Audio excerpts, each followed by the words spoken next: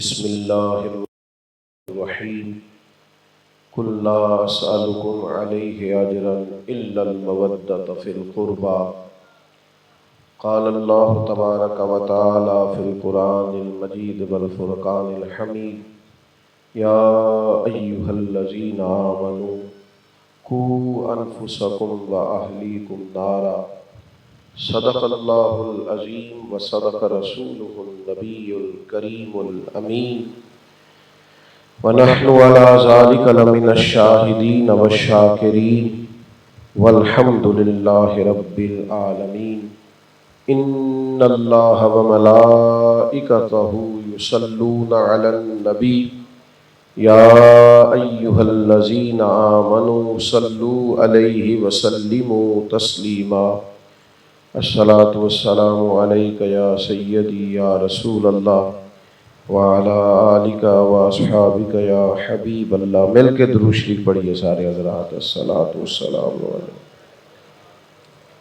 وعلی آلک واصحابک یا حبیب اللہ۔ حمد و صلاۃ کے بعد انتہائی عزت و تکریم کے لائق بزرگوں، قابل صد احترام بھائیوں، عزیز دوستوں، بالخصوص حضرات علماء کرام، مشائخ، سادات، عالی مرتبت حضرت صاحبزادہ حکیم محمد جنید علوی صاحب دامت برکاتہم العالیہ، آج اس آستانے پر اولیاء کرام کے مقدس عرس کی تقریبات جاری ہیں۔ محرم شریف کے ایام ہیں اور اہل بیت نبوت کے خوبصورت اذکار بھی پورے عالم اسلام میں گونج رہے ہیں۔ عزیز دوستو، اسلام جو ہے وہ تنہائی اور تجرد کی زندگی کا قائل نہیں ہے۔ اسلام بہترین آئلی اور معاشرتی زندگی کی بات کرتا ہے۔ حقوق سے بھاگ کر نکاح نہ کرنا، گھر نہ بسانا، بزدلی دکھانا، دین اس کا قائل نہیں ہے، بلکہ نبی رحمت صلی اللہ تعالی علیہ وسلم نے نکاح فرمائے، حضور کی اولاد پاک ہوئی۔ سرکار کے کاشانہ نور کے دامن سے پھوٹتی ضیاؤں سے ہر شخص اپنے اپنے گھر کو، اپنے نجی اور ذاتی معاملات کو ترتیب اور مزین کر سکتا ہے۔ ہمارے ہاں یہ ہوتا ہے کہ بہت سارے لوگ بڑے باصلاحیت ہوتے ہیں، ان کی فکر بھی بڑی تازہ ہوتی ہے، سوچ بھی بڑی بلند ہوتی ہے، بہت سارا کام کرنے کی اور بہت ساری خدمات سر انجام دینے کی ان کے اندر صلاحیت ہوتی ہے، لیکن بیچارے اپنے گھر کے اندر بڑے پریشان ہوتے ہیں۔ گھر کے مسائل، گھر کے حالات، نجی زندگی کو درپیش پریشانیاں ان کو اتنا کمزور کر دیتی ہیں کہ کچھ بھی نہیں کر پاتے۔ میں نے دیکھا ہے بڑا باصلاحیت نوجوان ہوتا ہے، اس کی سوچ میں بڑا ولولہ اور لفظوں میں بڑی تازگی ہوتی ہے اور فکر بڑی بابوزو ہوتی ہے، لیکن وہی بھائیوں کے جھگڑے، وہی بیوی اور اہلیہ کا فساد، وہی چھوٹے موٹے مسائل وہ پوری طور پر ذہن پر سوار ہو جاتے ہیں۔ انسان کچھ کر نہیں سکتا، جانے کس عمر میں جائے گی یہ عادت میری، روٹھنا اس سے تو اوروں سے الجھتے پھرنا۔ انسان کے ذہن پہ کچھ اور سوار ہوتا ہے۔ وہ حضرت صدر الشریعہ رحمۃ اللہ علیہ تلقین کرتے تھے اپنے شاگردوں کو کہ اگر تم گھر سے ناراض ہو تو کلاس میں نہ پڑھانے کے لیے نہ بیٹھا کرنا، ایسا نہ ہو کہ وہ غصہ کسی کا ہو نکل بیچارے طالب علموں پہ جائے۔ آپ جب ذہنی طور پر گھر کے مسائل کا بہت زیادہ شکار ہو جاتے ہیں تو آپ آزمائش میں آ جاتے ہیں۔ اللہ تعالیٰ نے قرآن مجید میں اہل ایمان سے یہ کہا ہے کہ یا ایہا الذین آمنوا قوا انفسکم و اہلیکم نارا، اے ایمان والو خود بھی دوزخ سے بچو اور اپنے گھر والوں کو بھی بچاؤ۔ حضرت عمر فاروق رضی اللہ تعالیٰ عنہ نے اس آیہ مبارکہ کے نزول کے موقع پر نبی کریم علیہ السلام کی خدمت میں عرض کیا تھا، یا رسول اللہ صلی اللہ علیہ وسلم اس کا کیا معنی؟ تو حضور فرمانے لگے جن چیزوں کا رب رسول تمہیں حکم دیتے ہیں تم اپنے گھر والوں کو بھی ان کا حکم دو، اور جن چیزوں سے اللہ رسول تمہیں روکتے ہیں اپنے اہل خانہ کو بھی روکو۔ معنی کیا ہے؟ اپنی بھی تربیت کرو اور اپنے گھر والوں کو بھی ساتھ لے کر کے چلو۔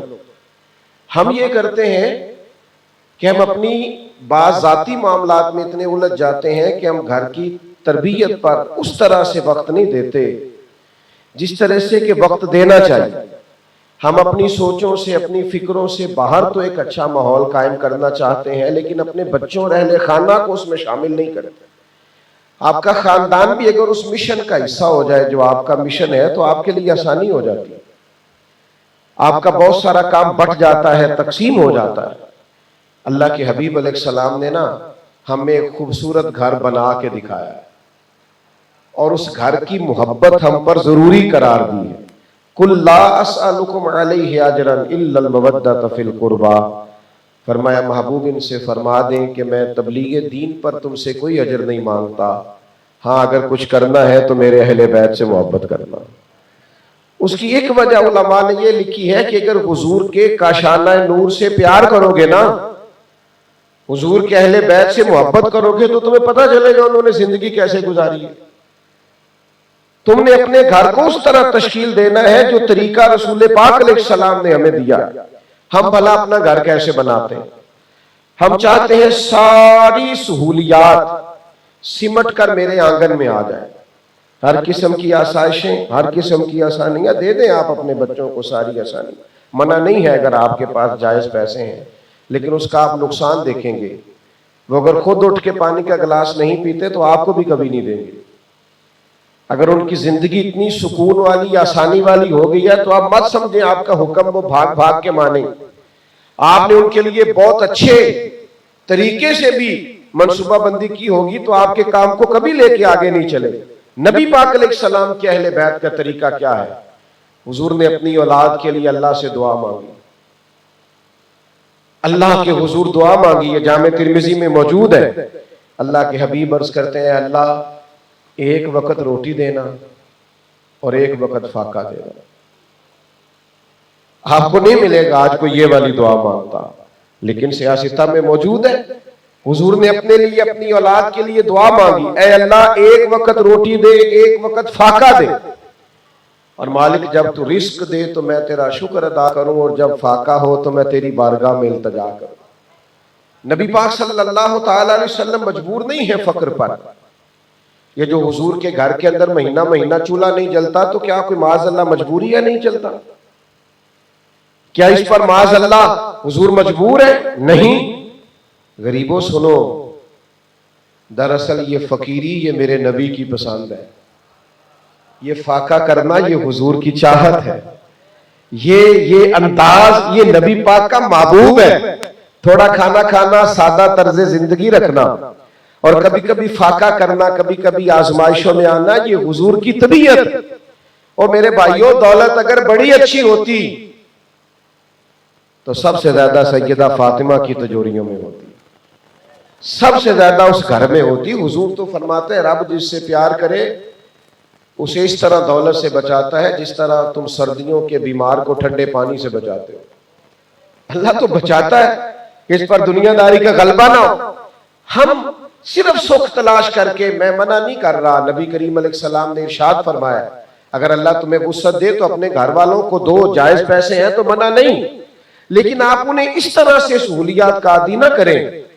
جس گھر میں بہت سہولیات آ جاتی ہیں اس میں 2-3 بیماریاں آتی ہیں۔ ایک تو انزائٹی، ڈپریشن، تناؤ، اور پھر حضرت عمر فرمایا کرتے تھے جہاں پیسہ آتا ہے وہاں فتنہ بھی آتا ہے، وہاں دوڑ بھی لگتی، جہاں سادگی ہوتی ہے وہاں وہ والی معاملات نہیں ہوتے، لیکن دوڑ لگتی، آزمائشیں۔ میں اکثر سوچتا ہوں کہ سب سے زیادہ ٹینشن اور ڈپریشن جو ہوتا ہے وہ آسان اور سہولت والے گھروں میں کیوں ہوتا ہے؟ کرنے کو کام ہی نہیں ہے، وجود کو مشقت ہی نہیں۔ پہلے ہم کبھی ڈاکٹروں کے پاس جاتے تھے تو ڈاکٹر کہتے تھے کچھ دن آرام کریں ٹھیک ہو جائے گے۔ اب جو بھی ڈاکٹر کے پاس جاتا ہے ڈاکٹر اسے کہتا ہے کوئی کام کریں ٹھیک ہو جائے گے، سویرے سیر کریں آدھا پونا گھنٹہ، دوپہر کو تھوڑا نکلا کریں۔ آپ کے وجود کو ورزش کی ضرورت، یعنی آپ سہل پسند آرام بڑا کرتے ہیں، کچھ مشقت کریں تاکہ آپ کی صحت ٹھیک ہو۔ حالات بدل گئے، کوئی کام کرنے کو تیار نہیں۔ دیکھیے یہ کیسی زندگی ہے رسول کریم کے خاندان کی۔ کوئی دنیا میں اتنا غریب اس مجمع میں بیٹھا ہے؟ ویسے تو ہر دوسرے آدمی کا دعویٰ ہے نا میں بڑا غریب ہوں، اور لوگ رو رو کے دکھاتے ہیں، اور غربت ہے بھی، انکار بھی نہیں، لیکن کیا کوئی اتنا غریب اس محفل میں بیٹھا ہے جس کی بیٹی اتنا کام کرتی ہو کہ ہاتھوں پہ چھالے پڑ جائیں، مشقت کے ساتھ اس کے ہاتھوں پہ نشان پڑ دے؟ ہے کوئی اتنا غریب بیٹھا؟ بلا مثال و بلا تشبیہ، صرف سمجھانے کے لیے عرض کرتا ہوں، کائنات کی سب سے شانوں والی بیٹی سیدہ فاطمہ رضی اللہ تعالیٰ عنہ تو اتنا کام کرتی تھی کہ ہاتھوں پہ چھالے پڑ جاتے تھے۔ وہ تو چکی پیستی تھیں، آٹا گوندتی تھیں، گھر کے اندر سارے کام کاج کرتی تھی، لیپا پوتی کرتی، سب ڈیوٹیاں کرتی۔ آج کیا کرتے ہیں ہمارے بچے؟ کس بات کے دکھ ہیں؟ ہر تیسرے آدمی کی بیٹی سسرال میں دکھی ہے، مثلا کیا ہے اسے؟ صرف یہ ہے کہ ہمارا مزاج اس طرح کا ہے کہ ہم سہل پسند ہیں، ہم بیٹھے ہوئے۔ مجھے ایک دوست کہنے لگے پیروں کے بچے کوئی انقلاب میں شامل کیوں نہیں ہوتے؟ میں نے کہا وہ کیسے شامل ہوں گے جن کے ٹیشو بھی کوئی اور اٹھاتا ہے، اتنے وزنی لگتے ہیں، جوتے 2 بندے اٹھاتے ہیں، گاڑی کا دروازہ کوئی کھولتا ہے کوئی بند کرتا ہے۔ آپ ان سے توقع کریں گے جن کو دھوپ بہت زیادہ لگتی ہے، جنہوں نے ہر جگہ 4 اے سی لگا رکھے، یہ انقلاب برپا کریں گے؟ یہ تو بیچارے سہم جائیں، ڈر جائیں گے۔ انقلاب وہ لوگ برپا کرتے ہیں جو سیدنا فاروق اعظم کی طرح اگر نیند سخت آ جائے تو زمین پہ روڑے بھی پیچھے ہوں تو وہاں بھی پتھر کا تکیہ، مٹی کا تکیہ بنا کے آرام کرنے لگتے ہیں۔ آپ کو مشقتوں کی عادت ہی نہیں، آپ کا مزاج ہی نہیں، آپ کی طبیعت ہی نہیں، آپ تھوڑا سفر ہی نہیں کر پاتے، آپ کوئی تکلیف سہنے کی عادی نہیں ہے، تو سب سے پہلے تو اللہ کے رسول علیہ السلام نے اپنے خاندان کو، اپنے گھر کو حضور نے مشقت کا عادی کیا۔ ان کو وہ والی آسانیاں سہولیات نہیں دی، بلکہ اس وقت جب بڑی وسعت آ گئی، جب ہزاروں دینار مال غنیمت میں لوگوں کو ملنے لگے، اس وقت بھی بخاری میں حدیث موجود ہے، حضرت انس بن مالک فرماتے ہیں عصر کی نماز پڑھ کے اللہ کے رسول اتنی تیزی سے گھر گئے کہ یہ منظر پہلے کبھی نہیں دیکھا تھا۔ ہم بڑے حیران تھے کہ مثلا کیا ہو گیا، نہ کوئی پیغام آیا ہے، نہ کسی نے آ کے کچھ کہ اتنی تیزی سے حضور تشریف لے، اور کچھ ہی دیر کے بعد کریم واپس بھی آ گئے۔ تو دنیا میں سب سے زیادہ جو ماہر نفسیات ہیں وہ مدینے والے محبوب ہیں۔ جو ذہن کی سطح پر سوال کبھی پیدا ہو سکتا ہے نا، اور صدیوں بعد پیدا ہو سکتا ہے، اس کا جواب بھی حضور نے پہلے ارشاد فرمایا۔ دین کیا کرتا ہے؟ آپ کو انشراح صدر دیتا ہے۔ جو بہت سارے لوگ معاذ اللہ خودکشی کی طرف رغبت کرتے ہیں، ڈپریشن ہے، انزائٹی، دین نہیں پڑھا ہوا۔ ہم جب مدارس میں پڑھتے ہیں نا تو ہمارے اساتذہ، میں کوئی مشکل بات نہیں کرنا چاہتا، لیکن جو لوگ تھوڑا بہت دینی تدریس سے وابستہ ہیں، ہمارے اساتذہ نے کام کرتے ہیں، وہ عبارت پڑھتے ہیں تو کیسے اس عبارت پر یہ اعتراض وارد ہوتا ہے، وہ پہلے خود اعتراض کرتے ہیں پھر خود جواب دیتے ہیں، خود سوال اور خود، یعنی جو کبھی کسی شاگرد کے ذہن میں بات اٹھنی ہے اس کو آج تیاری کرا کے بھیجو۔ آج دین کیا کرتا ہے؟ آپ کی تسلی کراتا ہے، آپ کی ذہنی آسودگی کا باعث بنتا ہے، آپ کی نفسیات میں کوئی چیز ایسی نہیں رہتی پھر جو آپ کو پریشان کرے۔ اللہ کے رسول صلی اللہ تعالی علیہ وسلم نا نفسیات بڑے قریب سے محبوب سمجھتے تھے، کیونکہ اللہ نے مخلوق کا رسول بنایا حضور۔ تو سرکار واپس آ گئے، اب لوگوں کے ذہنوں پر سوال ابھرا ہوا تھا کہ حضور اتنی تیزی سے کیوں گئے؟ تو محبوب فرمانے لگے تم سوچ رہے ہوگے میں اتنی تیزی سے گیا اور اتنی تیزی سے کیوں آیا، اور پہلے کبھی ایسا نہیں ہوا یا رسول اللہ؟ بالکل سوچ رہے ہیں۔ تو محبوب فرمانے لگے گھر میں نہ کچھ سونا آیا تھا تو میں نے سارا بانٹ دیا، تو نماز پڑھی تو مجھے خیال آیا ایک ڈلی، ایک ٹکڑا سونے کا پڑا ہوا ہے، تو میں نے کہا کہیں دیر نہ ہو جائے، فوراً وہ بھی جا کے اللہ کے راستے میں خیرات کرا۔ گھر میں اتنا بھی مال پڑا نہیں رہنے دینا چاہتا ہوں۔ آپ سنت اور شریعت کے اس زاویے کے انداز میں ذرا اپنے گھر کو مرتب کر کے تو دیکھیں۔ وہ جی لوگ فخر سے بتاتے ہیں، وہ کہتے ہیں جی میں نا جی وہ گھر میں کل مرضی کی چیز نہیں پکی ہوئی تھی تو میرے بچے نے موبائل توڑ دیا. تو میں نے کہا یہ فخر والی بات ہے؟ یہ آپ بڑا ذوق سے سنا رہے ہیں کہ میں نے بڑا لاڈلا رکھا ہوا ہے تو جی زندگی میں مشقت آ گئی تو کیا کرے گا، خدا نہ خواستہ کبھی فاقے آ گئے تو کیا کرے. یہ ناز کے ساتھ آپ سنا رہے ہیں. ہمارے ایک دوست ہیں، چلے یہ بات دل لگی والی بھی ہے اور سمجھنے والی بھی ہے. وہ کہتے ہیں میرا بچہ کچھ سبزیاں نہیں کھاتا، اب وہ کہتا ہے نا میں نے نہیں کھانی تو اس کی اماں 500 دیتی ہے بیٹا باہر سے کھا لے. کہتے ہیں نا ہماری اماں ابا کو پتہ نہیں کیا تھا، مجھے آلو گوبھی پسند نہیں تھی تو گھر میں پکی ہوتی تھی تو میں کہتا تھا میں نے نہیں کھانی، تو پھر نتیجہ یہ نکلتا کہ پھینٹی بھی کھاتا تھا اور آلو گوبھی بھی کھاتا تھا، ڈبل کھانا پڑتا تھا. اب یہ ہے کہ بچوں کو آپ کسی ڈاکٹر کے پاس چلے جائیں وہ آپ سے کہے گا بچوں کا فاسٹ فوڈ بند کر دیں. تو بھئی فاسٹ فوڈ لگایا کس نے بچوں کو؟ کس نے لگایا؟ تھوڑا سا اپنے گھر پر توجہ کریں. یہ حضور کی اہل بیت نبوت کا فیضان سمجھیں، آپ غور فرمائیں ان کے اندر دیکھیں نا. اور پھر ہم بچوں کو بزدلی سکھاتے ہیں، جناب باہر نہ جانا لڑائی ہو رہی ہے، یہ سڑک نہ کراس کرنا حالات خراب ہو جائیں گے. یہ دیکھو نا یہ حسنین کریمین کی شان ہے. جب چاروں جانب سے بلوائیوں نے سیدنا عثمان غنی رضی اللہ تعالیٰ عنہ کے گھر کو گھیر لیا نا تو خطرہ سب سے زیادہ دروازے پر تھا کہ کوئی دروازہ کراس کر کے آ نہ جائے اور سیدنا عثمان غنی رضی اللہ تعالیٰ عنہ کو شہید نہ کر دے.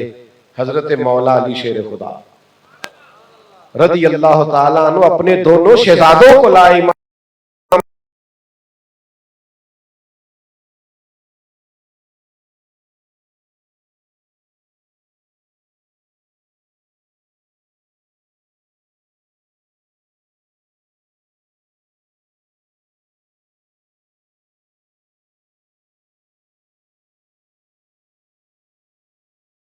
رہنا سکھاؤ، انہیں طاقتور بناؤ، ان کے مزاج کے اندر وہ چیز پیدا کرو کہ یہ گھبرائے نہیں، یہ پریشان نہ ہو جائے زندگی میں، الجھ نہ جائے. یہ ہمیں حضور کے اہل بیت سے سبق ملتا ہے. جب مجھے ایک دوست نے باہر سے فون کیا کہنے لگے مولانا حضرات تقریریں کر لیتے ہیں ہم سن لیتے ہیں، کئی دفعہ ہم بات نہیں کرتے کہ ہم پر کوئی فتوی نہ لگ جائے. یہ تو بتائیں کہ 3 دن کے بھوکا پیاسا رہے پھر آپ یہ بھی کہیں کہ کھانا نہیں کھایا اور پانی نہیں پیا اور پردیس تھا، پھر آپ بعد میں یہ بھی سنائیں کہ وہ گھوڑے پہ بیٹھے اور بڑی دلیری سے لڑے. کہنے لگے انسانی وجود میں کمی ہو جاتی ہے خوراک نہ کھانے سے، وہ بڑی طاقت سے میدان میں نکل نہیں سکتا، تو آپ بڑی دلیری سے آپ اس بات کو بیان کر دیتے ہیں. اور وہ اپنی بات کہنے لگے کہ میں نے روزہ رکھا ہوا ہوتا ہے تو عصر کے بعد میرا دل کرتا ہے مجھے آواز بھی کوئی نہ دے. ایک دن کی صرف، اور وہ بھی پورے 24 گھنٹے کی نہیں، 11-12 گھنٹے کی بھوک، اور عصر کے بعد کہتے ہیں وہ مطلب مشکل ہو جاتا ہے. آپ 3 دن بھوکے پیاسے رہے اور اس کے باوجود بڑی دلیری سے میدان میں لڑے، کچھ ہمیں سمجھائیں. تو میں نے انہیں کہا کہ جن کی ماں نے بچپن سے عادت ڈالی ہو نا 3 دن بھوکے پیاسے رہنے کی، نہیں سمجھ آئی بات کی آپ. یہ اچانک ہو تو مشکل ہوتا ہے، اور اگر عادت ہو تو، اگر آپ بچے کو بچپن سے سکھائیں نا، اگر عادت ہو تو پھر یہ مشکل ہے. کہنے لگے وہ کیسے؟ تو میں نے کہا آپ امام رازی کو پڑھیں، تفسیر کبیر میں فرماتے ہیں 7-7.5 سال عمریں ہیں امام حسن اور امام حسین کی، اتنی عمریں ہیں، اور 3 دن مسلسل روزے رکھے ہیں مولا علی شیر خدا نے اور سیدہ فاطمہ نے. اور بچوں نے کہا دونوں نے کہ ہم نے بھی رکھنا ہے روزہ اگر آپ رکھیں گے. تو شہزادوں نے بھی ساتھ روزہ رکھا ہے، اور تینوں دن یہ منظر ہوا ہے کہ جب افطار کرنے کے لیے سامان ٹیبل پہ آیا ہے، کچھ کھانا رکھا ہے، اور وہ بھی جووں کی روٹیاں، بندے 4 اور روٹیاں 3، کبھی بندے 4 اور روٹیاں 2. تو جیسے ہی افطار کرنے لگے ہیں دروازے پر سوالی آ گیا، کبھی کو قیدی آ گیا ہے، کبھی کو راہگیر آ گیا ہے، کبھی کو مسکین آ گیا ہے. تینوں دن اٹھا کے اس کو دے دی ہیں، اور ایک کھجور سے افطار ہے اور ایک کھجور سے سحری ہے. میں نے کہا مولا علی دیکھ رہے تھے، سیدہ پاک دیکھ رہی تھی کہ 3 دن انہوں نے بھوکے پیاسے رہنا ہے. انہوں نے اپنے سامنے پہلے ہی تربیت کر دی تھی، ٹریننگ دے دی نے. بچوں کو عادت ہی نہیں ڈالی، وہ سہ ہی نہیں پاتے، اس لیے کسی میدان میں کھڑے نہیں ہوتے. ذہن ہی نہیں ہے، مزاج ہی نہیں ہے، طبیعت ہی نہیں ہے، تو میرے بھائی مشقت کی عادت اپنے بچوں کو آپ میدان میں رہنا سکھائیں۔ اور سب سے ضروری اور اہم بات یہ ہے، یہ سب کچھ کیسے ہوگا؟ یہ اس وقت ہوگا جب آپ مہربانی کریں گے اور تھوڑا اپنے بچوں کو بھی وقت دیں گے۔ ہمارے حاجی ابو داؤد صادق صاحب رحمۃ اللہ علیہ فرمایا کرتے تھے، کچھ لوگ لوگوں کے باغ میں پانی دیتے رہتے ہیں اور اپنے سارے ان کے بوٹے خشک رہ جاتے ہیں، اپنے گھر میں توجہ ہی نہیں کرتے، ڈیوٹی نہیں کرتے، گھر میں وقت ہی نہیں دیتے۔ پہلے تو آپ یقین کریں بڑے شکایت کرتے تھے کہ بچے سے کہیں موبائل بند رکھے، اب تو بچے کہتے ہیں ابا جی سے گزارش کریں جب گھر آ جائے پھر تو موبائل چھوڑ دیا کریں، مہربانی کریں کوئی ہم سے بھی کلام کرے۔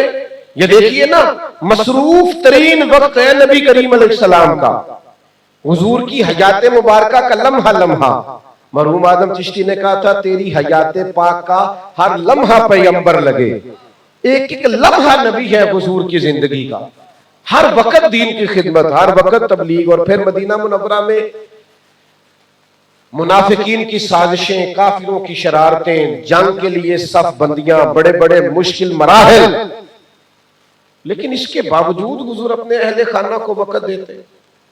یعنی حضور کی جو سب سے بڑی نواسی ہے جناب زینب کی صاحبزادی حضرت امامہ بنت زینب، بخاری میں موجود ہے، حضور نماز پڑھنے جاتے تھے تو نواسی کو ساتھ لے جاتے تھے۔ آپ دیکھیے نا، ایک موقع پر نبی پاک علیہ السلام نے سیدہ فاطمہ سے کہا میرا دل کرتا ہے آج رات میں تیرے گھر میں رہوں، حالانکہ شہزادے سارا دن وہیں رہتے تھے، دروازہ ہی مسجد میں کھلتا تھا، لیکن اسپیشل وقت نکال کر گئے۔ اور پھر کہا یہ بچے میرے ساتھ سوئیں گے، ایک طرف امام حسن کو لٹا لیا، ایک طرف امام حسین کو لٹا لیا۔ رات کو شہزادوں نے دودھ مانگا اور پیالے میں دودھ پڑا تھا تو کریم فرمانے لگے فاطمہ تو لیٹی رہا، دودھ بھی میں ہی اٹھ کے دوں گا۔ او بھائی آپ وقت تو دیں اپنے بچوں کو، آپ ٹائم تو دیں، آپ ان کے سوال سنیں تو صحیح۔ یہ اس وقت آپ ٹائم دیں گے جب آپ کو پتا چلے گا کسی رافضی کے ہتھے چڑھ گئے، خارجی کے ہتھے چڑھ گئے، اسکول میں، کالج میں، یونیورسٹی میں کوئی بد عقیدہ تھا، وہ جب آپ کو اندازہ ہوگا کہ یہ آپ کے جانے کے بعد آپ کے لیے فاتحہ پڑھنے کو بھی تیار نہیں، تب آپ وقت دیں گے۔ جب آپ کو اندازہ ہوگا کہ ساری زندگی بزرگوں سے لے کر اب تک جتنی محنت کی اکارت جانے لگی ہے، تب اپنے گھر میں وقت دیں گے۔ اپنے بچوں کو ٹائم دیں، ان کے سوال سنیں، اگر آپ جواب نہیں دے سکتے تو وہاں لے کے جائیں جہاں سے ان کی تشنگی بجھائی جا سکے۔ آپ اپنے گھر کو سواریں، سینچیں، اس پر کام کریں۔ اور پھر اہل بیت نبوت کا ایک بہت بڑا اسوہ نور یہ ہے، میں کبھی کبھی حیران ہوتا ہوں لکھنے والوں پر بھی، میں کہتا ہوں یہ عجیب لکھنے والوں کا بھی منظر ہے۔ آپ کی توجہ ہے میری بات پر؟ بس چند ایک گزارشات اور۔ صاحبزادہ صاحب بڑے محبت والی شخصیت ہیں، تو ان کے دعوت دینے سے محسوس ہوتا ہے کہ آنا ہی پڑے گا، تو میں حاضر ہو گیا، ورنہ آج کا زیادہ طویل گفتگو کر نہیں پاتا کچھ طبیعت کی وجہ سے۔ اللہ تبارک و تعالی ایمان کے ساتھ قائم رکھے اور ایمان کے ساتھ اپنی بارگاہ میں بلائے۔ چند ایک دو باتیں کرنی، آپ غور فرمائیں گے، میں اپنی بات کو سمیٹنے لگا ہوں۔ بس سیرت نگار سیرت لکھتے ہیں، آپ پڑھیں گے تو آپ کو لطف آئے گا کہ کچھ باتیں منفرد ہیں۔ یعنی سیدہ فاطمہ رضی اللہ تعالیٰ عنہ کی جس نے بھی سیرت لکھی ہے نا، وہ شخص لکھتا ہے کہ مہینہ مہینہ گھر میں چولہا نہیں جلتا تھا، کئی کئی چاند گزر جاتے تھے، کھجور پر، سرکے پر، پانی پر گزارا ہے۔ یہ وہ لکھے گا، یہ وہی لکھنے والا ہے، لیکن دو چار صفحے چھوڑ کر یا کوئی ایک آدھ صفحہ چھوڑ کر یا چند لائنیں چھوڑ کر وہی شخص، یہ ذرا بڑی توجہ کیجئے گا، جو شخص یہ لکھ رہا ہے نا کہ مہینہ مہینہ چولہا نہیں جلا، کھانا نہیں پکا، کئی چاند گزر گئے، چند صفحے چھوڑ کر وہی بندہ لکھ رہا ہے کہ جو دروازے پہ مانگنے آتا تھا اسے جھولی بھر کے دیا جاتا تھا۔ یہ کیسی انوکھی سخاوت ہے، یہ کیسا انوکھا انداز ہے کہ گھر کے اندر مہینہ مہینہ چولہا نہیں جلا۔ یعنی نبی پاک صلی اللہ تعالی وسلم کی بارگاہ میں ایک شخص نے آ کے کہا یا رسول اللہ کچھ دیجیے، حضرت عمر بیٹھے تھے، سیدنا بلال حاضر تھے، تو حضور نے فرمایا بظاہر تو اس وقت میرے پاس کچھ نہیں، فلاں دکاندار کے پاس جا میرے نام پہ ادھار لے لے۔ تو حضرت عمر کہنے لگے یا رسول اللہ، اللہ مکلف تو نہیں نہ کرتا، اس کا پابند تو نہیں نہ کرتا، شریعت تو یہی کہتی ہے تو دے دے۔ آپ کی توجہ ہے بات پر؟ ہے تو شریعت تو یہی کہتی ہے، اس کی پابندی تو نہیں نا دین لگاتا کہ آپ ضرور ہی دیں، مہربانی کریں نہیں آپ تشریف رکھیں، اللہ آپ کو سلامت، بس بات سن. تو شریعت پابندی تو نہیں نہ لگاتی. تو حضرت عمر کی بات سن کر اس بات کو حضور نے کو زیادہ پسند نہیں فرمایا. حضرت بلال بولے، عرض کی حضور آپ دیجئے، عرش کا مالک بڑا نوازے گا. سیدنا بلال حبشی کی بات سن کے حضور کا چہرہ کھل اٹھا. یعنی دو جہاں کے شاہ ہیں اور پاس کچھ رکھتے نہیں، کیونکہ دو جہاں کی نعمتیں ہیں ان کے خالی ہاتھ میں. نبی پاک علیہ السلام عطا کرتے. یہی اسوہ اہل بیت ہے کہ بظاہر گھر میں کھانے کو کچھ نہیں، لیکن جب کوئی آیا ہے تو جھولی بھر کے عطا کیا. یہ اپنے بچوں کو سکھائیں، ان میں احسار کی عادت ہو. آپ یقین کریں ہم نے ایسے گھروں کے بچے دیکھیں، سکول میں، کالج میں، مدرسے میں، یونیورسٹی میں، آج کے اس گئے گزرے دور میں بھی جو بچے کہتے ہیں یار یہ ہمارا فلاں کلاس فیلو فیس نہیں دے سکتا تو ہم سارے مل کے فیس نہ ادا کر دیں. یہ کتابیں خریدنے کی پوزیشن میں نہیں ہے، کہیں ادارہ چھوڑ نہ جائے تو ہم اس کی مدد نہ کریں. ہم جب یہ احسان کا جذبہ اپنے بچوں کو سکھانے میں کامیاب ہو جائیں. آپ کو پتہ ہے سخاوت کے لیے دولت کی نہیں دل کی ضرورت ہوتی ہے. یہ کوئی شاعرانہ بات نہیں، کتب حدیث میں پورا باب ہے کہ بندہ غنی دل کا ہوتا ہے. غنا کا تعلق دل سے ہے، اس لیے درویش کہتے ہیں مالاں والے سخی نہیں ہوندے تے سخیاں کول مال نہیں ہوندا. ہاں ایتھے اوتھے دوویں جہانی سخی کنگال نہیں ہوندا، اس میں کہیں اس کو نقصان بھی نہیں ہوتا، وہ کنگال بھی نہیں ہوتا. یہ بھی سمجھ لے اچھی طرح. داتا صاحب نے لکھا ہے کہ امام حسین کے کرتے پر جگہ جگہ پیبند لگے ہوئے تھے، لیکن ایک سائل دروازے پہ آیا، اس نے آ کے کہا حضور کچھ دیجئے. تو امام علی مقام فرمانے لگے یار بظاہر تو میرے پاس اس وقت کچھ موجود نہیں، تھوڑا انتظار نہیں کرتا. تھوڑی دیر گزری تو امام صاحب کے پاس 1,00,000 دینار آئے یا 1,000 دینار آئے، سارے اٹھا کے سائل کو دے دیے. اللہ کرے آپ اسے خطیب کی خطابت نہ سمجھیں، اسے تھوڑا عملی زندگی میں لائیں. سارا ہی اٹھا کے دے دیا. حضرت عمر بن عبدالعزیز کے زمانے میں ایک شخص زکوٰۃ لینے کے لیے آیا تو لوگوں نے اتنی زکوٰۃ دی کہ اگلے سال وہ خود زکوٰۃ دے رہا تھا. ہم جو کسی کو دیتے ہیں نا تو اس کو سٹینڈ نہیں کرتے، پاؤں پہ کھڑا نہیں کرتے، ہم 5-10 اتنا دیتے ہیں کہ جس سے وہ مانگتا ہی رہے. کسی غریب کو آپ دیکھیں، صورتحال کا پتہ کریں، اگر واقعی وہ ضرورت مند ہے تو آپ اس کے ساتھ اس طرح سے کھڑے ہو کہ مانگنا چھوڑ جائے. اب وہ کہیں سٹینڈ ہو جائے، وہ کوئی کام کرنے لگ جائے. ہم نے بھکاریوں کو بھکاری ہی بنایا. وہ ایک صاحب مجھے ایک دفعہ کہنے لگے یہ ہمارے پاس ملازم ہے، ان کے والد بھی یہاں کام کرتے تھے، میرے والد کے پاس، اور ان کے والد، ان کے دادا بھی ہمارے دادا کے پاس کام کرتے تھے. تو میں بڑا مسکرایا، میں کہنا دی جان چھڑ دے ہو، انہوں نے اپنا بھی کچھ کرن دیو، ان کو کام کو نہیں شروع کرا کے دیا. خدا کے بندے ابھی تک یہ بیچارے مزدوری پہ لگے ہوئے، نہیں آپ نے اٹھنے نہیں دیا ان کو. میرا ذرا بے تکلفی تھی تو وہ ہنسنے لگے، کہنے لگے کہتے تو آپ ٹھیک ہے. میں نے کہا مہربانی کریں نا آپ کچھ ان کو نکلنے دیں، ان کی سوچ بدلنے دیں، ان سے کہیں کہ بھئی ہم تمہیں سٹارٹ کرا کے دیتے ہیں، تم بھی کچھ کرو. تو ہمارا مزاج اس طرح. امام حسین کی سخاوت کا یہ منظر ہے کہ 1,000 دینار ہی اٹھا کے دے دیا.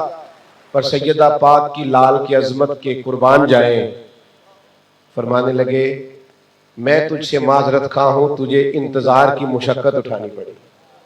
یعنی خود بھیک دیں اور خود ہی کہیں منگتے کا بھلا ہو. آخری گزارش آپ کی خدمت میں یہ ہے کہ امام حسن اور حسین کو نا قرآن پاک سے بڑا پیار ہے. سجدے سے بڑا ناراض ہو گئے ہو، ہلکا ہلکا ایسے ایسے کرتے ہو، بڑا غور کرتے ہو کہ یہ اب کس طرف جانے لگے. آپ نے سب نے یہ 1000 بار سنا ہوگا کہ امام حسین نے کربلا کی تپتی ریت پر بھی سجدہ کیا. اس تپتی ریت پر بھی سجدہ بھی جاری رہا اور سر کٹ بھی گیا پر قرآن مجید کی تلاوت جاری رہی. وہ کیسا حسینی ہے جو نماز ہی نہیں پڑھتا؟ وہ کیسا خانقائی ہے جو نماز ہی نہیں پڑھتا، قرآن مجید ہی نہیں پڑھتا، سارا دن بیت گیا، صبح سے اٹھے قرآن پاک کی زیارت ہی نہیں کی؟ کس طرح کا مزاج؟ میں آپ کی خدمت میں عرض کروں، آپ کہیں کہ میں سب سے گناہگار مرید ہوں آستانے کا، کہیں آپ کے دوست یہ ماننے کو تیار نہیں، وہ آپ کو اپنے آستانے کا نمائندہ سمجھتے ہیں۔ آپ اپنی بیوی کو سخت جملوں میں کوئی بات کہیں گے نا، کوئی تلخ جملہ کہیں گے تو وہ کہے گی اے دسیا تینوں تیرے پیرا نے، اے سکھاندے نے تینوں، اور تو اور میں نمائندے ہیں اپنے آستانے، خدا را اپنا نہیں تو ان کا تو خیال کرو جن کا نام لیتے ہو، جن سے نسبتیں رکھتے ہو، جن کے تعلقات آپ کا حسن اخلاق ایسا ہو کہ پڑوسن بھی آ کے ہماری اماں سے کہے کہ میرے بیٹے کو بھی اپنے بیٹے سے کیا وہاں لے جائے، یہاں یہ جاتا ہے، کیا اخلاق سنور گیا ہے، مسجد میں آنے لگ گیا ہے، اس کا تو لب و لہجہ بدل گیا۔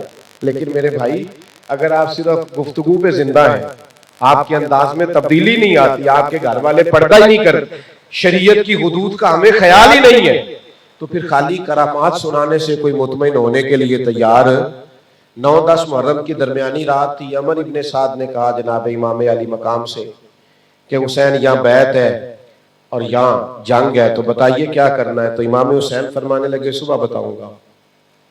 حضرت عباس حاضر بارگاہ ہوئے، عرض گزار ہوئے، بھیا ہمیں پتہ تو ہے صبح کیا فیصلہ ہونا ہے۔ تو یہ بڑے عجیب لوگ ہیں، سوچیں گے پتہ نہیں حسین نے سوچنے کی مہلت مانگی ہے۔ تو حضرت امام حسین فرمانے لگے عباس تیرا کیا خیال ہے؟ میں نے سوچنے کو ٹائم مانگا ہے۔ کہ حضور پھر کس لیے مانگا ہے؟ تو یہ امام علی مقام کا جملہ سنو۔ فرمانے لگے میرے بھائی عباس تجھے پتہ ہے نا مجھے سجدوں سے بڑا پیار ہے، مجھے سوز دے، مجھے ساز دے، مجھے نیم شب کا نیاز دے، دم سجدہ میں خود کو ہی توڑ دوں، مجھے ایسا ذوق نماز دے۔ آپ سجدے میں ہو تو ذرا اس کی لذت لے رہے ہو، آپ اللہ کے حضور جھکے ہوئے ہو تو آپ کی پیشانی اس کا مزہ لے رہے۔ عباس آپ کو پتہ ہے مجھے سجدوں سے بڑا پیار ہے؟ کہا بھیا میں جانتا ہوں۔ تو کہا میں نے تو اس لیے کہا ہے صبح بتاؤں گا کہ میں ایک رات ذرا رج کے اپنے رب کو سجدہ تو کر لوں، ذرا میری پیشانی سجدے کی لذت تو لے۔ سارے کاموں میں ہمارا ٹائم لمبا لگتا ہے اور ہماری نماز کی مصروفیت مختصر ہوتی ہے، یہ ذرا اس طرف دل تو حضرت شیخ شہاب الدین سہروردی نا مرید بیٹھے ہوتے تھے تو اٹھ کے چلے جاتے، 2 نفل پڑھنے شروع کر دیتے۔ کئی دفعہ ایسے ہوتا تو ایک صاحب نے کہا حضور لوگ سیکھنے آیا آپ اٹھ کے چلے گئے۔ فرمانے لگے اپنی روحانیت مضبوط کرنا چاہتا ہوں، اللہ رسول سے کچھ لوں گا تو تمہیں دوں گا، میرے پاس کچھ ہوگا، میرا کچھ سجدے سے تعلق ہوگا تو بات آگے بڑھے گی۔ تو اہل بیت جو ہمیں دروس دیتے ہیں ان سے سبق حاصل کریں، اپنی زندگی میں تبدیلی لائیں۔ ایک آپ کے بدل جانے سے، ایک شخص کے بدل جانے سے پورا گھر بدلے گا، قبیلہ بدلے گا، آپ انقلاب کو آتا دکھائی دیں گے ماحول کے اندر۔ آپ کے بدلنے سے آپ کے دوستوں کی ساری محفل بدل جائے گی۔ اللہ کے حضور دعا کرتا ہوں اس آستانے کو اللہ تعالی ہمیشہ آباد و شاد فرمائے، حضرت صاحبزادہ صاحب کو، ان کے معاونین کو، متعلقین کو اللہ تعالی بہترین جزا عطا فرمائے۔ وما علینا الا البلاغ۔